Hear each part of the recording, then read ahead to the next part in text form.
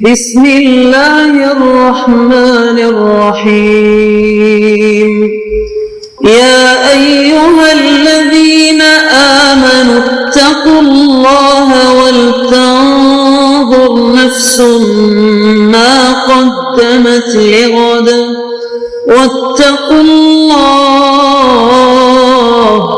إن الله خبير بما تعملون۔ اے ایمان والو، اللہ سے ڈرتے رہو اور ہر شخص کو دیکھنا چاہیے کہ اس نے کل یعنی آخرت کے لیے کیا سامان بھیجا ہے، اور ہم پھر کہتے ہیں کہ اللہ سے ڈرتے رہو، بے شک اللہ تمہارے سب اعمال سے خبردار ہے۔ بسم اللہ الرحمن الرحیم، الحمد للہ رب العالمین، والصلاة والسلام على اشرف الانبیاء والمرسلین وعلى آلہ واصحابہ اجمعین ومن تبعہم بإحسان الى یوم الدین۔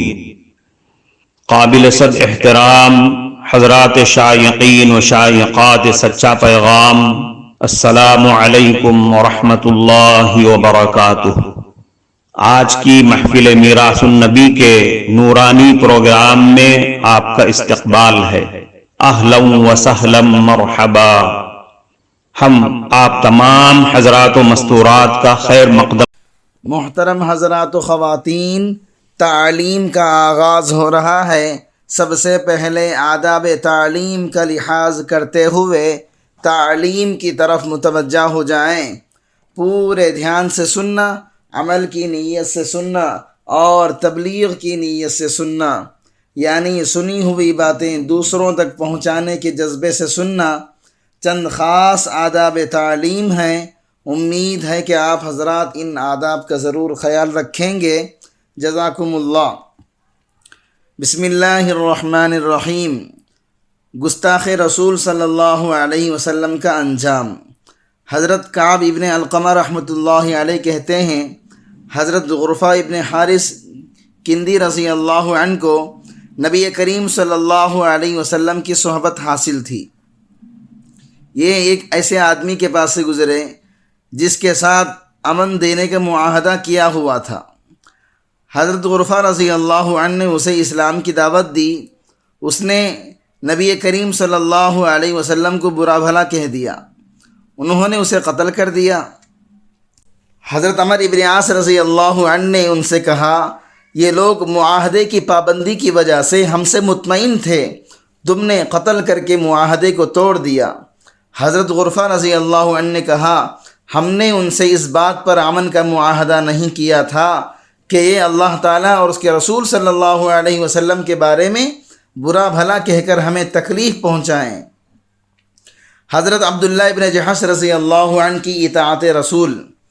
حضرت عروہ ابن زبیر رضی اللہ عنہ فرماتے ہیں، حضور صلی اللہ علیہ وسلم نے حضرت عبداللہ ابن جحش رضی اللہ عنہ کو بطن نخلہ مقام پر بھیجا اور ان سے فرمایا، تم وہاں جاؤ اور قریش کے بارے میں کچھ خبر لے کر آؤ۔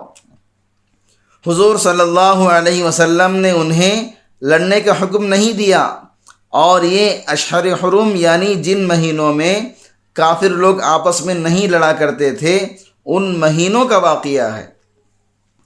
حضور صلی اللہ علیہ وسلم نے انہیں یہ نہیں بتایا تھا کہ انہوں نے کہاں جانا ہے، بلکہ انہیں یہ خط لکھ کر دے دیا جو کہ خط بند تھا، اور ان سے فرمایا، تم اپنے ساتھیوں کو لے کر جاؤ، اور جب چلتے چلتے 2 دن ہو جائیں تو یہ خط کھول کر دیکھ لینا، اور اس میں جو ہے میں نے تمہیں جس چیز کا حکم دیا ہو اس پر عمل کر لینا۔ خط پڑھنے کے بعد اپنے کسی ساتھی کو اپنے ساتھ جانے پر مجبور نہ کرنا۔ 2 دن سفر کرنے کے بعد انہوں نے وہ خط کھولا اور اسے پڑھا تو اس میں لکھا ہوا تھا کہ یہاں سے چل کر مقام نخلا پر پہنچو، اور قریش کے بارے میں تمہیں جو خبریں پہنچیں تم وہ لے کر آ جاؤ۔ خط پڑھ کر حضرت عبداللہ ابن جحش رضی اللہ عنہ نے اپنے ساتھیوں سے کہا، میں تو اللہ کے رسول صلی اللہ علیہ وسلم کی بات سنوں گا بھی اور مانوں گا بھی، تم میں سے جسے شہادت کا شوق ہو تو وہ میرے ساتھ چلے، میں تو وہاں جا رہا ہوں اور حضور صلی اللہ علیہ وسلم کے حکم کو پورا کروں گا، اور جسے شوق نہ ہو وہ واپس چلا جائے، کیونکہ حضور صلی اللہ علیہ وسلم نے مجبور کر کے ساتھ لے جانے سے منع کیا ہے۔ لیکن وہ تمام صحابہ ان کے ساتھ مقام نخلا گئے، ان میں سے کوئی بھی واپس نہ گیا۔ حضرت عبد الرحمن ابن ابی لیلہ رضی اللہ عنہ فرماتے ہیں، ایک دن حضرت عبداللہ ابن رواحہ رضی اللہ عنہ حضور صلی اللہ علیہ وسلم کی خدمت میں حاضر ہوئے۔ حضور صلی اللہ علیہ وسلم ممبر پر خطبہ دے رہے تھے۔ حضرت عبداللہ رضی اللہ عنہ نے سنا کہ حضور صلی اللہ علیہ وسلم فرما رہے ہیں، بیٹھ جاؤ۔ یہ وہیں مسجد سے باہر اسی جگہ بیٹھ گئے اور خطبہ ختم ہونے تک وہیں بیٹھے رہے۔ جب حضور صلی اللہ علیہ وسلم کو پتہ چلا تو آپ صلی اللہ علیہ وسلم نے ان سے فرمایا، اللہ تعالیٰ اپنی اور اپنے رسول صلی اللہ علیہ وسلم کی اطاعت کا شوق تمہیں اور زیادہ نصیب فرمائے۔ حضرت عطا رضی اللہ عنہ فرماتے ہیں کہ نبی کریم صلی اللہ علیہ وسلم ایک مرتبہ خطبہ دے رہے تھے۔ آپ صلی اللہ علیہ وسلم نے لوگوں سے فرمایا، بیٹھ جاؤ۔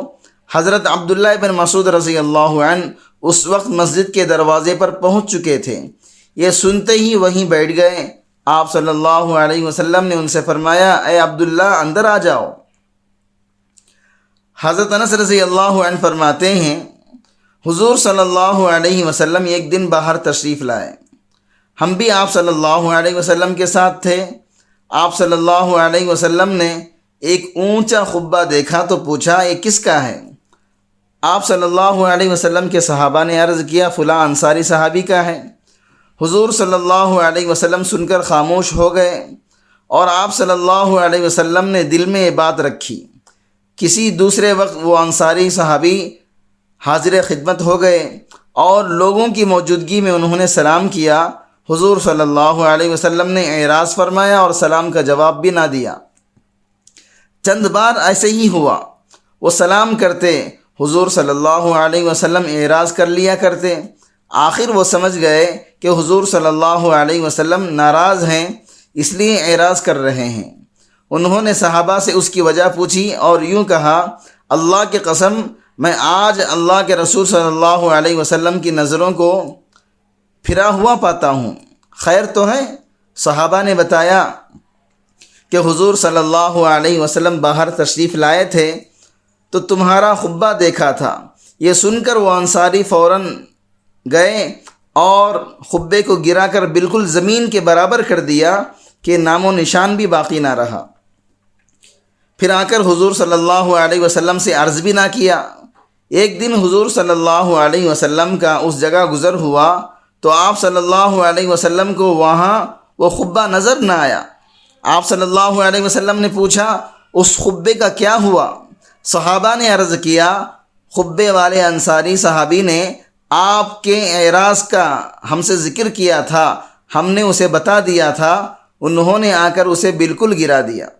حضور صلی اللہ علیہ وسلم نے فرمایا، ہر تعمیر آدمی پر وبال ہے مگر وہ تعمیر جو سخت ضروری اور مجبوری کی ہو۔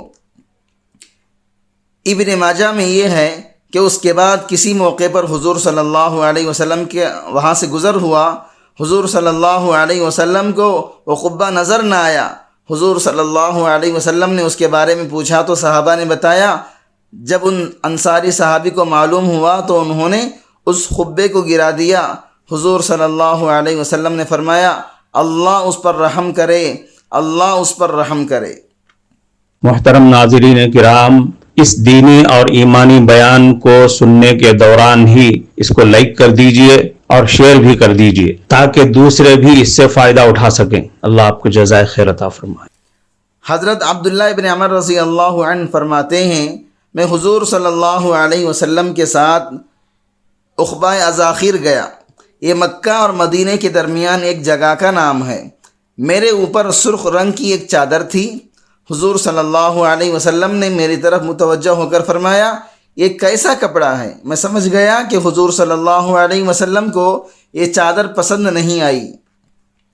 میں اپنے گھر واپس آیا، گھر والے تنور میں آگ جلا رہے تھے، میں نے وہ چادر اس میں ڈال دی، پھر حضور صلی اللہ علیہ وسلم کی خدمت میں آیا۔ آپ صلی اللہ علیہ وسلم نے پوچھا اس چادر کا کیا ہوا؟ میں نے کہا میں نے اسے تنور میں ڈال دیا۔ آپ صلی اللہ علیہ وسلم نے فرمایا اپنے گھر والوں میں سے کسی کو کیوں نہ دی؟ عورتوں کے لیے اس رنگ کے کپڑے پہننے میں کوئی حرج نہیں۔ حضرت سہل ابن حنظلہ ابشمی رضی اللہ عنہ فرماتے ہیں نبی کریم صلی اللہ علیہ وسلم نے مجھ سے فرمایا خریم اسدی بہت اچھا آدمی ہے اگر اس میں دو باتیں نہ ہوں، ایک تو اس کے سر کے بال بہت بڑے ہیں، دوسرے وہ لنگی ٹخنوں کے نیچے باندھتا ہے۔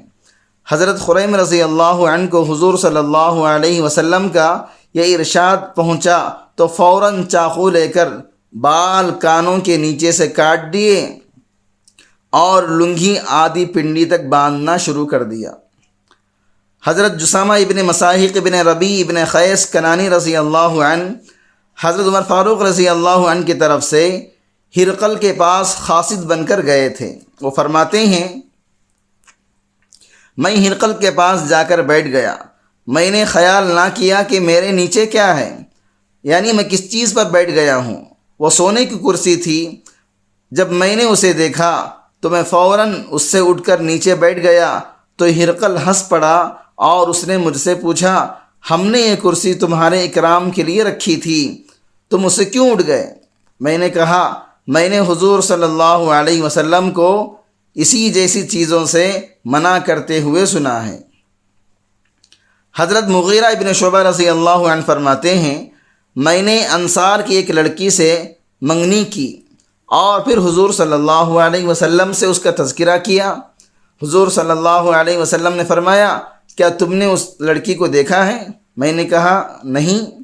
حضور صلی اللہ علیہ وسلم نے فرمایا اسے دیکھ لو، اس سے تم دونوں کے درمیان محبت اور بڑھے گی۔ میں نے اس لڑکی کے گھر جا کر اس کے والدین سے اس کا تذکرہ کیا، وہ دونوں حیران ہو کر ایک دوسرے کو دیکھنے لگے اور لڑکی دکھانے میں شرم محسوس کرنے لگے، اس لیے میں کھڑا ہو کر گھر سے باہر آ گیا۔ اس پر اس لڑکی نے کہا اس آدمی کو میرے پاس لاؤ، اور وہ خود پردے کی ایک طرف کھڑی ہو گئی اور اس نے کہا اگر حضور صلی اللہ علیہ وسلم نے آپ کو اس بات کا حکم دیا ہے کہ آپ مجھے دیکھ لیں تو ضرور دیکھ لیں، ورنہ میری طرف سے دیکھنے کی بالکل اجازت نہیں ہے۔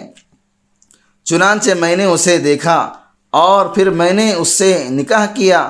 میں نے جتنی عورتوں سے نکاح کی ان میں سے سب سے زیادہ مجھے اسی سے محبت تھی اور اس کی قدر میری نگاہ میں سب سے زیادہ تھی، حالانکہ میں نے 70 عورتوں سے نکاح کیا ہے، یعنی ایک وقت میں 4 سے زیادہ بیویاں نہیں ہوا کرتی تھی۔